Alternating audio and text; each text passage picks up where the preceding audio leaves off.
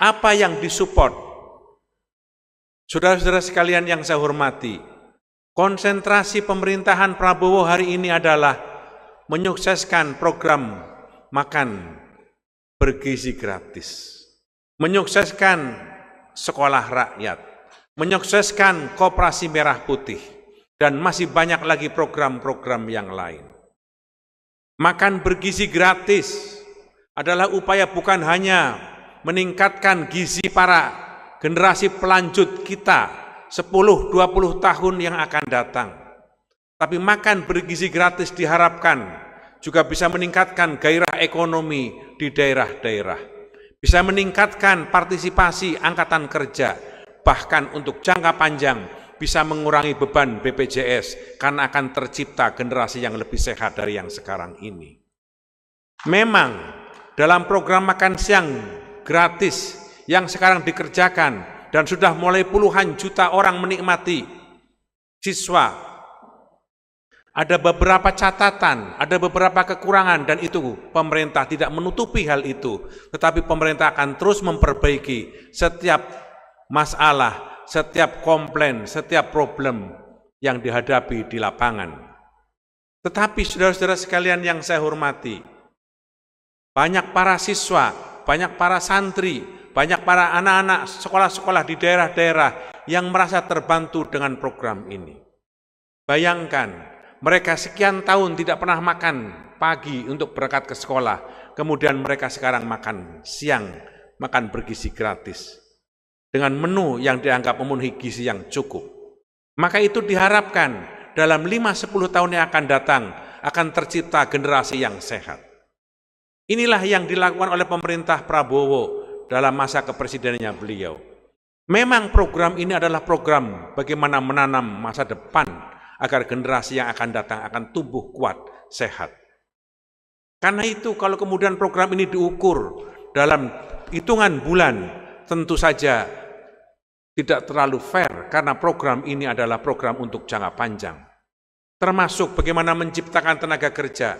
Banyak ibu-ibu di daerah-daerah, banyak emak-emak di kampung-kampung yang tadinya tidak memiliki pekerjaan, sekarang memiliki pekerjaan untuk membantu menyukseskan program makan siang bergizi.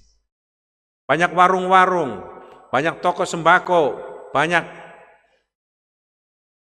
telur ayam, beras, sampai sayur-mayur dan bumbu-bumbuan, serapannya begitu tinggi, itu diharapkan akan menjadi penggerak ekonomi di daerah-daerah. Harapan kita semua, PIRA ikut bersama-sama menyukseskan program ini.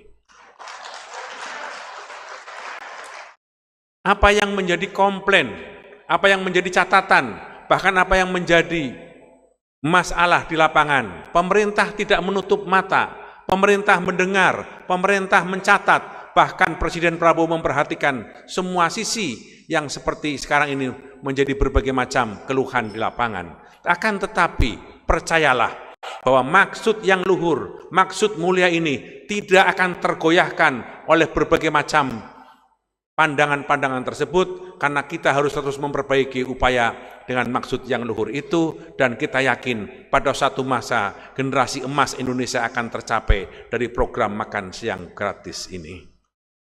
Saudara-saudara sekalian yang saya hormati, demikian juga dengan sekolah rakyat.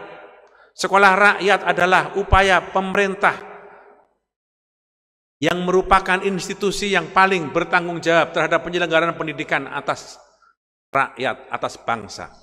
Undang-Undang Dasar mengatakan bahwa salah satu tanggung jawab pemerintah adalah mencerdaskan kehidupan bangsa. Karena itu pemerintah harus menyelenggarakan pendidikan yang dimaksudkan untuk menyelenggarakan proses pendidikan kepada rakyat. Mahkamah Konstitusi menyebutkan yang dimaksud dengan pendidikan adalah 9 tahun pendidikan dasar, 6 tahun SD, 3 tahun di SMP. Karena itu sekolah rakyat adalah upaya untuk memberikan pemerataan pendidikan kepada seluruh lapisan masyarakat. Itu sebabnya sekolah rakyat dimaksudkan untuk mereka-mereka orang-orang yang bergolong ekonomi lemah, ekonomi yang terbawah. Jika itu dilakukan, maka ini adalah upaya pertama kali dalam sejarah Republik Indonesia usia 80 tahun yang pemerintah menyelenggarakan pendidikan khusus untuk mereka anak-anak yang tidak mampu dan kurang mampu. termasuk bagaimana melakukan upaya untuk menyukseskan Koperasi Merah Putih yang sekarang sedang dalam penyelenggaraan dan persiapan untuk dilakukan pematangan.